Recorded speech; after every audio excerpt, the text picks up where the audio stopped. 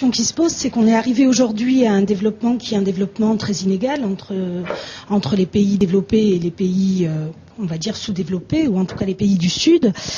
Aujourd'hui, comment cette nouvelle économie que vous êtes en train de décrire ici va-t-elle prendre en compte ces écarts de développement? On a effectivement une dette écologique envers ces pays du Sud.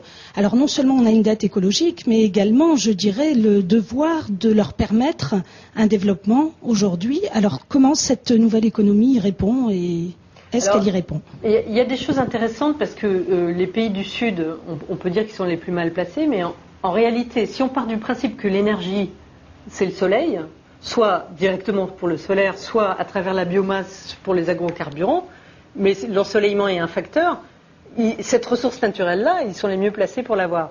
Bon, le problème, c'est est-ce que la géostratégie va faire que ce sera un nouveau colonialisme, en fait, où on va aller chercher le soleil chez eux, mais les profits resteront chez nous, ou est-ce qu'on va pouvoir s'organiser pour que ce soit eux qui en profitent?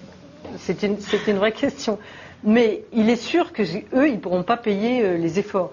Cela dit, dans certains cas, ça peut leur permettre de faire des courts-circuits, comme on a vu par exemple avec la téléphonie, qu'ils ont shunté les réseaux fixes pour passer directement au mobile. Alors on se demande s'ils ne peuvent pas, pour certains d'entre eux, shunter les centrales à charbon et passer directement aux centrales solaires, thermiques notamment, qui sont... Ça c'est un truc assez peu connu en France parce que notre climat ne nous permet pas d'en avoir, mais les Espagnols sont très forts là-dessus. Ces centrales donc, qui consistent à mettre des miroirs dans les déserts pour produire de l'électricité. Donc c'est des fermes solaires en fait. Et ça, c'est presque aujourd'hui compétitif avec une centrale à gaz par exemple. On peut imaginer qu'un certain nombre de pays africains aient des centrales solaires thermiques plutôt que des centrales à gaz, à charbon pour leur électricité. Donc il y a aussi des opportunités pour eux. Le problème, c'est les investissements.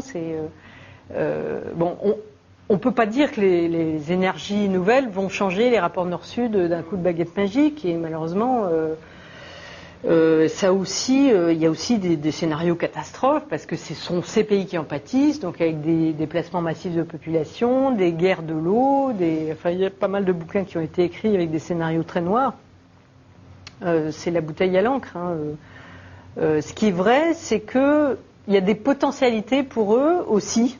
Voilà, donc maintenant, comment ça va se passer pour qu'ils les exploitent ou qu'on les aide à les exploiter, c'est une vraie question.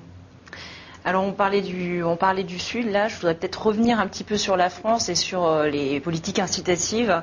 Didier, qui vous pose cette question, que pensez-vous des initiatives françaises de promotion du développement durable, comme la taxe carbone ou le bonus-malus écologique?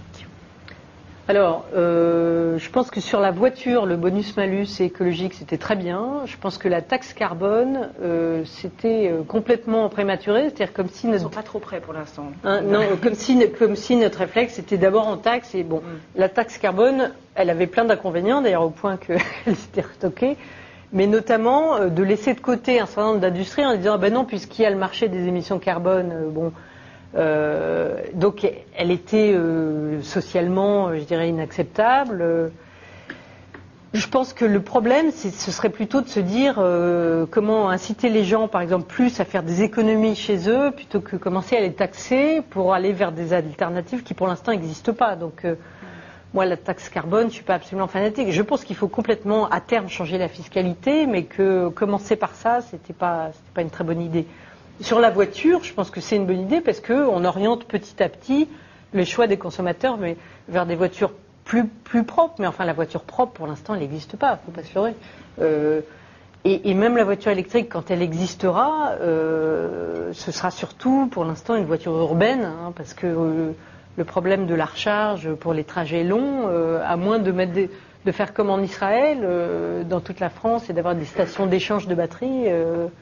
on ne sera pas très incité à acheter une voiture si on va en vacances dans le midi, où est-ce qu'on va recharger, etc. Enfin, à rouler en voiture électrique. Donc, je pense que les incitations, elles existent, mais elles ne sont pas assez importantes. Donc, plutôt que, je vais dire un truc assez polémique, plutôt que d'exonérer de TVA les restaurateurs, peut-être qu'on avait 3 milliards, 2 milliards, qu'on pouvait employer en incitation verte. On pourrait en faire plus, quoi. Voilà, et en prise de conscience et de programmes d'enseignement et dans les écoles, parce que c'est toutes les générations à venir qu'il faut préparer à consommer différemment.